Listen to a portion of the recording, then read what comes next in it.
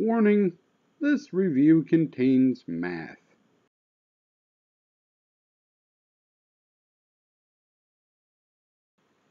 Hello, and I have a new subscriber, so that means a movie review just for them. This time it is Exodia Wolfe. Probably saying that wrong, but who cares? Normally I would YouTube stalk the person to see what sort of stuff they like, but this time I just asked them. So instead of a shitty wrestling movie, we're getting a shitty martial arts movie with Deadly Bet, where for 7 minutes of the movie we watch our star listen to the radio. Basketball action, the Rebels versus the North Carolina Red Devils, and I must say, so far the Rebels have had this game completely under their control, or perhaps domination is the better word. The Rebels have been working the fast breaks. Williams and Spencer provided the heavy firepower for the Rebels during the first quarter. Williams hitting 4 3-pointers, bounce past to Gilbert. Gilbert takes out 3 points alive. Adriano hit 8 buckets, bowled 6, while Stevens nailed 4 with a spectacular slam at the end of the second quarter. The questions now are whether Coach Bill Isham can rally. But before we can get to all that exciting radio listening montage goodness, we meet Jeff Wincott. Him and his girlfriend are leaving the lights of Las Vegas and moving out into the wilderness of Colorado with their last $5,000. Before they can leave town, though, Jeff Wincott, who it turns out is a horrible gambler that has lost all their money multiple times, must pay off his bookie, Rico. But he wants to get one last bet in for the road, and his girlfriend says, fine, bet $1,000 on Big Al, who is played by Oscar Dillon, that we saw in the movie Magic Island, and he says, nope, I'm betting $5,000 at 3-1 on Gary Daniels. And he wins. They have $15,000 now. Until he immediately gets drunk, challenges his bookie to a fight for $20,000 and loses. So now he's $5,000 in the hole, and his girlfriend starts fucking Rico.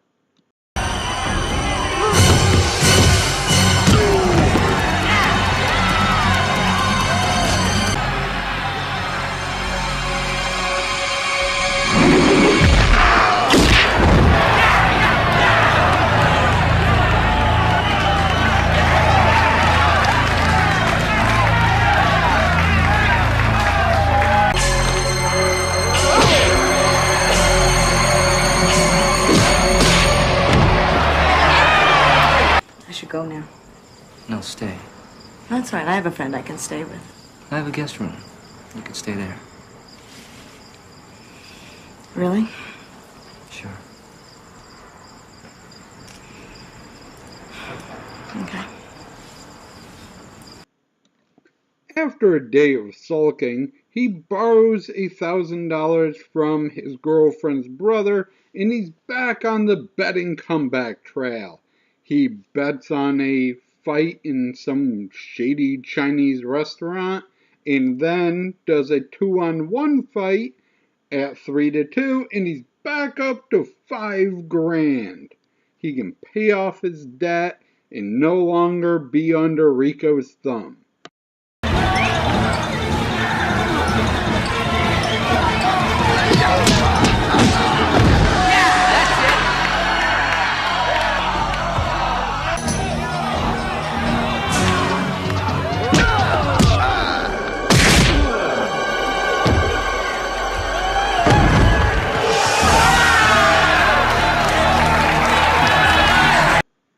Instead, he decides to get back to sorta even and bet $5,000 he doesn't have on a basketball game with the Greek. So he can be right back where he started with $5,000, get his girlfriend back, and move to Colorado, and we watch people fight in the background as he listens to the radio for 7 fucking minutes.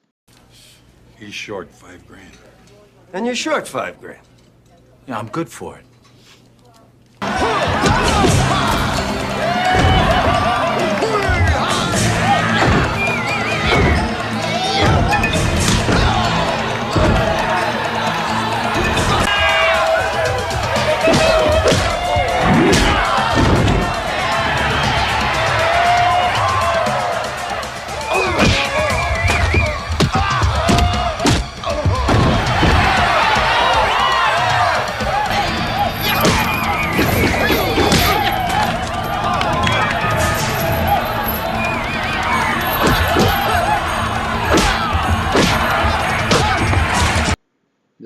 a agonizingly long side plot where he has to work for the bookie, beating people up and becoming a Rocky-style debt collector that somehow doesn't work off any of his debt until he finally has an epiphany and looks in the mirror.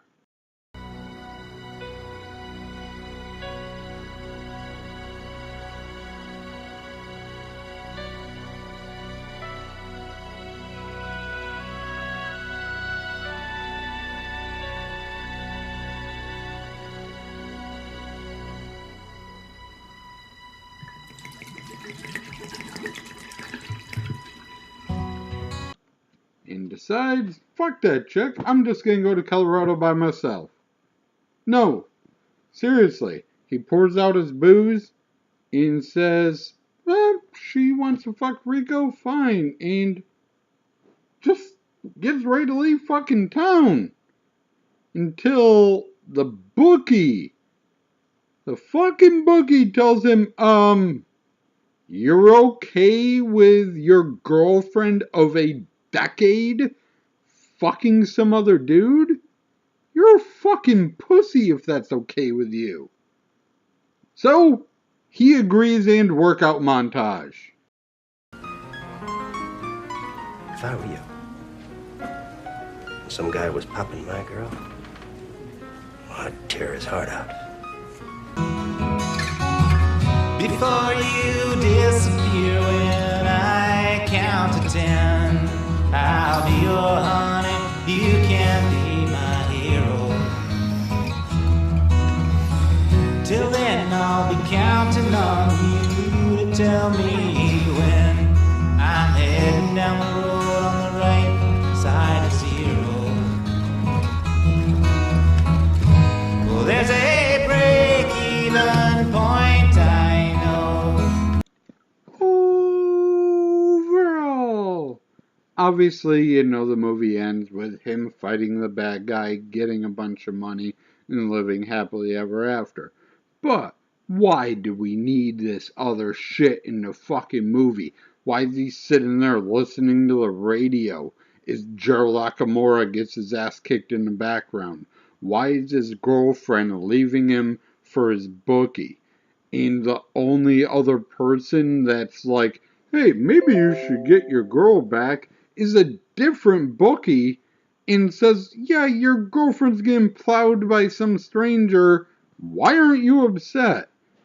Oh, movie. I like that you got some good martial artists in this film to fight each other. There's some good, actually good fight scenes in the movie.